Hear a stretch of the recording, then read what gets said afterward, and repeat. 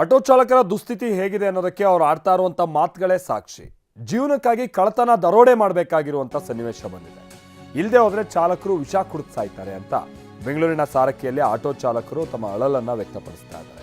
ಬೆಳಗ್ಗೆ 95 ಲೀಟರ್ ಇದ್ದಂಥ ಆಟೋ ಈಗ 120 ರೂಪಾಯಿ ಆಗಿದೆ. ಅಂದರೆ ಲೀಟರ್ಗೆ 95 ರೂಪಾಯಿ ಇತ್ತು ಬೆಳಗ್ಗೆ, ಅದು ಒಂದು ಕೆಜಿಗೆ LPG ಆಟೋ LPG. ಈಗ ಅದು 120 ರೂಪಾಯಿಗೆ ಏರಿಕೆ ಆಗಿದೆ. ಪ್ರಶ್ನೆ ಮಾಡ್ತಾ ಇದ್ದೀವಿ ಅಂತ ಅಂದರೆ ನೋ ಸ್ಟಾಕ್ ಅಂತ ಬೋರ್ಡ್ ಹಾಕ್ತಾರೆ. ಹಿಂಗೆ ಮಾಡಿದ್ರೆ ಆಟೋ ಚಾಲಕರು ಬದುಕೋದು ಹೆಂಗೆ? ಇವ್ರಿಗೆ ಹೇಳೋರು ಕೇಳೋರು ಯಾರೂ ಇಲ್ವಾ?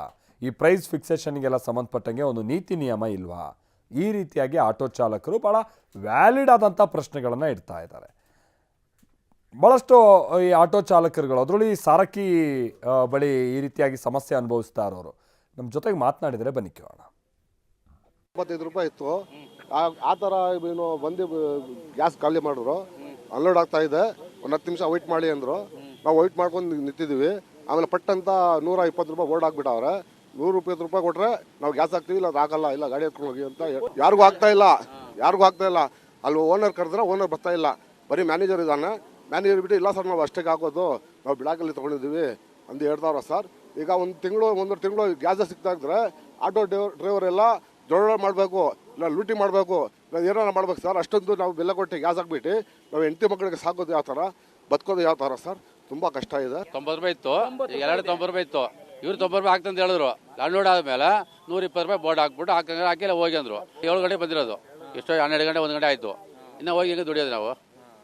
ತುಂಬ ಕಷ್ಟ ಆಗ್ಬಿಟ್ಟು ಇನ್ಸ್ಪೆಕ್ಟರ್ ಹೋಗಿ ಕರ್ಕೊಂಡು ಬರಲಿಲ್ಲ, ಯಾರೂ ಬಂದಿಲ್ಲ. ಇನ್ನು ಕಿರಣ್ ಸೂರ್ಯ ನಮ್ಮ ಪ್ರತಿನಿಧಿ ಅಲ್ಲಿಂದ ಒಂದು ವರದಿಯನ್ನು ಕೂಡ ಕೊಟ್ಟಿದ್ದಾರೆ. ಇನ್ಫ್ಯಾಕ್ಟ್ ಅಲ್ಲಿನ ಆಟೋ ಚಾಲಕರ ಸಮಸ್ಯೆ ಹೇಗಿದೆ, ತತ್ಕ್ಷಣಕ್ಕೆ ಹೇಗೆ ಬೆಲೆ ಹೆಚ್ಚಿಗೆ ಮಾಡ್ತಾರೆ, ಪ್ರಶ್ನೆ ಮಾಡಿದ್ರೆ ಬಂಕ್ ಕ್ಲೋಸ್ ಮಾಡ್ತಾರೆ, ಈ ವಿಚಾರವಾಗಿಲ್ಲ. ಬನ್ನಿ ನೋಡೋಣ.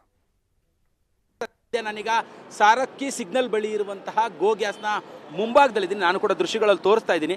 ಬೆಳಗ್ಗೆ 4 ಗಂಟೆಯಿಂದಲೇ ಸಾರಕ್ಕಿ ಸಿಗ್ನಲ್ವರೆಗೂ ಕೂಡ, ಅಂದರೆ ಗೋ ಗ್ಯಾಸ್ ಬಂಕ್ನಿಂದ ಸಾರಕ್ಕಿ ಸಿಗ್ನಲ್ವರೆಗೂ ಕೂಡ ಆಟೋ ಚಾಲಕರು ಸರತಿ ಸಾಲಿನಲ್ಲಿ ನಿಂತು ಕಾಯ್ತಾ ಇರುವಂಥದ್ದು. ಅಂದರೆ ಆಟೋ ಚಾಲಕರ ಅಸಮಾಧಾನ, ಆಕ್ರೋಶ ಇರುವಂಥದ್ದು. ಬೆಳಗ್ಗೆ ಬಂದಂಥ ಸಂದರ್ಭದಲ್ಲಿ 95 ರೂಪಾಯಿ 1 ಲೀಟರ್ ಅಂತ ಬೋರ್ಡ್ ಹಾಕಿದ್ರು.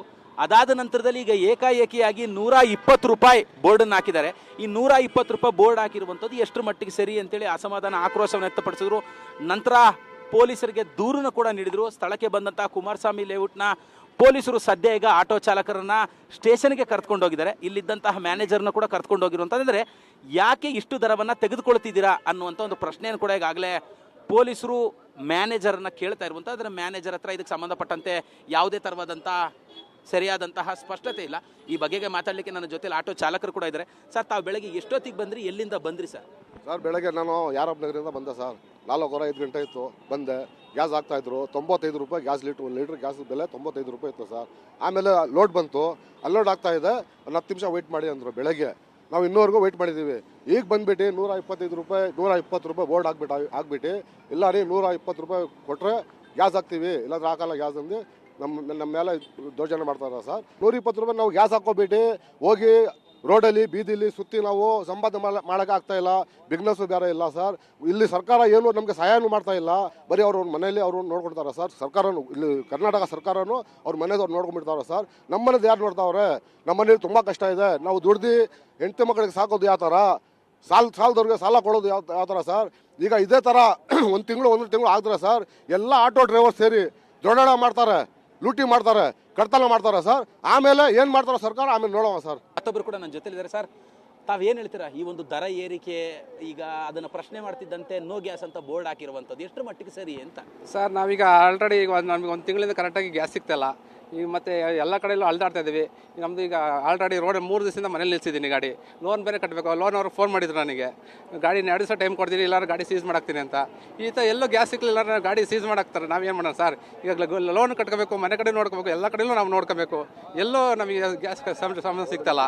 ಎಲ್ಲ ಕಡೆ ಒಂದೊಂದು ಥರ ಒಂದೊಂದು ರೇಟ್ ಹೇಳ್ತಾ ಇದ್ದಾರೆ. ಇಲ್ಲಿ ಅನ್ಲೋಡ್ ಆಯಿತು, ಬಂದ ತಕ್ಷಣ 120 ರೂಪಾಯಿ ಅಂತಿದ್ದಾರೆ. ಈ ನೋಡಿ 120 ರೂಪಾಯಿ ಹಾಕಿ ಕೊಡ್ತೀನಿ ಅಂತ, ಇಲ್ಲ ಗ್ಯಾಸ್ ಕೊಡಲ್ಲ, ಹೋಗೋದ್ರೆ ಎಲ್ಲ ಬೇಕಾದ್ರೆ ಹೋಗಿ ಅಂತ ಹೇಳ್ತಿದ್ದಾರೆ. ನಾವು ಎಲ್ಲಿಗೆ ಅಂತ ಹೋಗೋಣ? ಎಲ್ಲೂ ಗ್ಯಾಸ್ ಕರೆಕ್ಟಾಗಿ ಸಿಗ್ತಲ್ಲ ನಮಗೆ. ಅಂದರೆ ಇವಿಷ್ಟು ಕೂಡ ಇಲ್ಲಿರುವಂಥ ಚಾಲಕರ ಅಸಮಾಧಾನ. ಕ್ಯಾಮ್ರಾ ಪರ್ಸನ್ ಜಗನ್ ಜೊತೆ ಕಿರಣ್ ಸೂರ್ಯ, TV9 ಬೆಂಗಳೂರು.